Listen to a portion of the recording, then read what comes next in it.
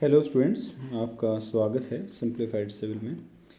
अब हम हाईवे का लेक्चर नंबर 2 पढ़ने जा रहे हैं, जिसका नाम है हाईवे ज्योमेट्रिक डिज़ाइन। तो चलिए स्टार्ट करते हैं लेक्चर को। तो फर्स्ट है, हमको रोड ज्योमेट्रीज डिज़ाइन करनी है या ज्योमेट्रिक डिज़ाइन बोल सकते हैं सिंपली। तो ज्योमेट्रिक डिज़ाइन का मीनिंग क्या है? जो भी हमको विजिबल फीचर्स हैं रोड के, जैसे हमको कैम्बर दिखाई देता है, क्रॉस स्लोप दिखाई देता है, स्लोप दिखाई देता है, हमको वर्टिकल कर्व दिखाई देते हैं, हॉरिजेंटल कर्व्स दिखाई देते हैं।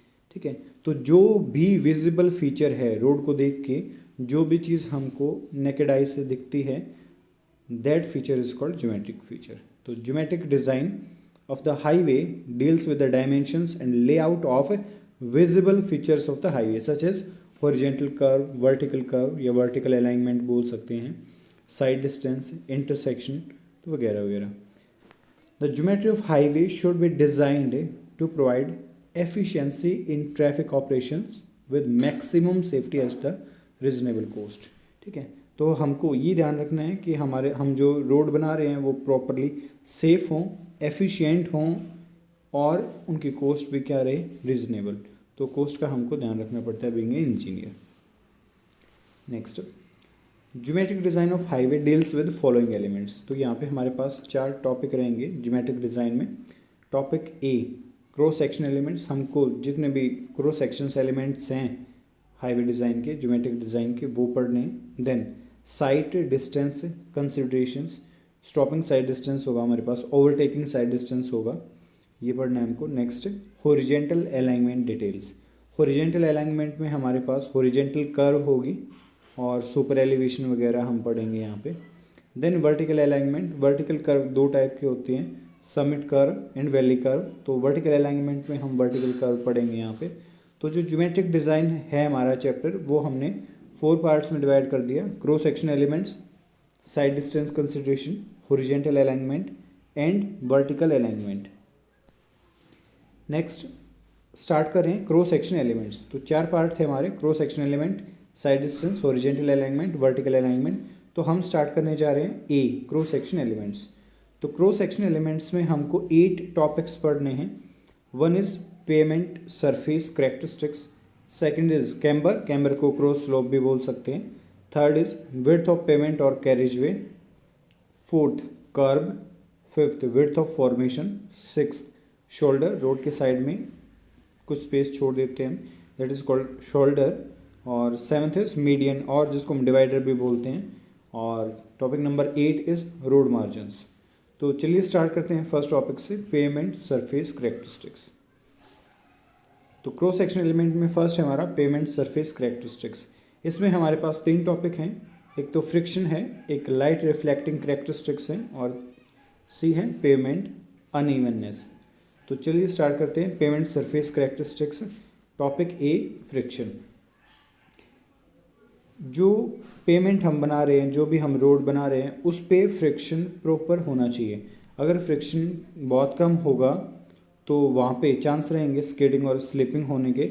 अगर फ्रिक्शन बहुत ज़्यादा हो जाएगा तो व्हीकल को, लोकोमोटिव को ज़्यादा पावर यूटिलाइज करनी पड़ेगी टू ओवरकम दैट फ्रिक्शन। तो अगर फ्रिक्शन बहुत ज़्यादा होता है तो पावर का ज़्यादा यूज़ होगा, तो एनर्जी ज़्यादा लगेगी, तो अनइकोनॉमिकल हो जाएगा मूव करना रोड के ऊपर। अगर फ्रिक्शन बहुत कम होगा तो भी हम रोड के ऊपर अच्छे से सेफली हम नहीं चल पाएंगे। तो यहाँ पे लिखा है कि lack of adequate friction can cause skidding and slipping. तो स्लिप हो सकते हैं व्हीकल, स्किड हो सकते हैं। फ्रिक्शन कम रहता है तो, बहुत ज़्यादा रहता है तो पावर ज़्यादा लगेगी। तो IRC ने, इंडियन रोड कांग्रेस ने कुछ वैल्यूज़ फ्रिक्शन की रिकमेंड कर रखी हैं कि this much value of friction is recommended. तो अगर लॉन्गिट्यूडनल डायरेक्शन में, अलोंग द लेंथ, अगर हम रोड की बात करें, उसको लॉन्गिट्यूडनल डायरेक्शन बोलते हैं। तो लेंथ की डायरेक्शन में जो फ्रिक्शन है रोड पे, तो जो फ्रिक्शन है वो हम बताएंगे with the help of friction coefficient. इसका आगे भी यूज़ करेंगे हम। तो जो कोफिशिएंट ऑफ लॉन्गिट्यूडिनल फ्रिक्शन है वो 0.35 से 0.40 के बीच में रहेगा। इसको F से डिनोट कर रहे हैं हम। और according to IRC coefficient of lateral friction, इसको ये रिकमेंड किया है 0.15। ठीक है, और जैसे लॉन्गिट्यूडिनल फ्रिक्शन की हम बात करें तो जैसे जैसे स्पीड कम होती जाएगी वैसे वैसे फ्रिक्शन की वैल्यू इंक्रीज होती जाएगी। नेशनल हाईवे और स्टेट हाईवे के लिए स्पीड 80 और इससे ज़्यादा होती है। तो for the speed more than 80 coefficient of longitudinal friction is taken to be 0.35। इसकी वैल्यू 0.35 से 0.40 के बीच में वेरी करती है। अगर स्पीड 60 किलोमीटर पर आवर हो जाएगी तो फ्रिक्शन वैल्यू हो जाएगी 0.36, 50 वैल्यू पे 0.37, 40 पे 0.38 और अगर व्हीकल की स्पीड 30 और लेस है तो कोफिशिएंट ऑफ फ्रिक्शन बिकम्स और रिकमेंडेड इज 0.4। नेक्स्ट है हमारे पास लाइट रिफ्लेक्टिंग करेक्टरिस्टिक्स। देखो एक पॉसिबिलिटी तो ये थी हमारे पास कि हम वाइट रोड बनाएं, ठीक है, जैसे रोड का जो कलर है वो वाइट हो जाए। तो वाइट रोड होने से क्या होगा कि बहुत अच्छी विजिबिलिटी रहेगी ड्यूरिंग द नाइट, बट दिन में ग्लेयरिंग इफेक्ट होगा। हाँ ये गलत लिखा है यहाँ पे, cause glare at day time में ग्लेयर होगी ज़्यादा और रात के टाइम पे visibility is good. But black road में क्या है कि ग्लेयरिंग इफेक्ट नहीं आएगा दिन में कोई भी, but during the night visibility क्या रहेगी, पुअर। तो जो ब्लैक रोड होंगे वो तुमको दिखेंगे ही नहीं रात में, और specially when pavement is wet. तो अगर पेमेंट वेट है तो हमको रोड दिखेंगे भी नहीं। तो हैंस वी प्रोवाइड, तो फिर फाइनलाइज क्या होता है कि हम वाइट बॉर्डर यूज़ करेंगे और पेमेंट हमारी ब्लैक रहेगी, ठीक है। जो कंक्रीट रोड्स होते हैं उनमें ग्लेयरिंग इफेक्ट बहुत कम होता है और उनकी विजिबिलिटी बेटर होती है, तो उसमें हमको अलग से कुछ मार्किंग करने की रिक्वायरमेंट नहीं होती है। पेमेंट सरफेस करेक्टरिस्टिक्स में जो लास्ट टॉपिक है वो है पेमेंट अनइवननेस, ठीक है। ये डिज़ायरेबल होता है कि जो रोड का जो सरफेस है वो बिल्कुल प्लेन हो, वो अनइवन ऊंचा नीचा ना हो, ठीक है। तो it is always desirable to have an even surface. जो अनइवननेस है, that unevenness is measured in terms of unevenness index. और ये क्या है unevenness index? This is the cumulative measure of vertical undulations, ठीक है। जितने भी राइज हैं फॉल हैं उन सभी को अगर ऐड कर दें पर यूनिट लेंथ, जैसे पर किलोमीटर लेंथ, तो that is called unevenness index.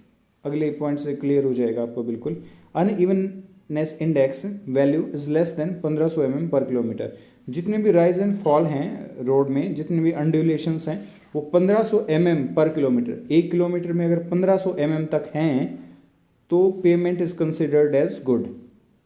अगर वैल्यू 2500 mm पर किलोमीटर तक है तो pavement is considered to be satisfactory up to a speed of 100 kilometre per hour. लेकिन अगर वैल्यू अंडुलेशंस की या अनइवननेस इंडेक्स की अगर वैल्यू 3200 mm पर किलोमीटर से ज़्यादा है तो pavement is considered as uncomfortable even for a lesser speed 55 kilometre per hour, ठीक है। तो ये डिज़ायरेबल है कि इवन सरफेस हो, लेकिन अगर सरफेस इवन नहीं है तो रोड पे जो यूज़र एक्सपीरियंस रहेगा that will be not good and that will be bad. तो यहाँ पे हमको क्या चाहिए पेमेंट अनइवननेस में कि हमारा सरफेस स्मूथ होना चाहिए। तो ये जो पेमेंट अनइवननेस है इसको हम मेजर करते हैं with the help of bump indicator. तो यहाँ तक हम पढ़ रहे थे क्रॉस सेक्शन एलिमेंट्स। तो क्रॉस सेक्शन एलिमेंट्स में हमने 3 चीज़, फर्स्ट पॉइंट पढ़ा हमने पेमेंट सरफेस करेक्टरिस्टिक्स। तो इसमें 3 पॉइंट्स थे हमारे पास, friction, light reflecting characteristics and pavement unevenness. Next हमारा टॉपिक रहेगा कैम्बर। तो कैम्बर से और रोड मार्जिन्स तक का हम नेक्स्ट वीडियो में करेंगे कंप्लीट पोर्शन। Thank you.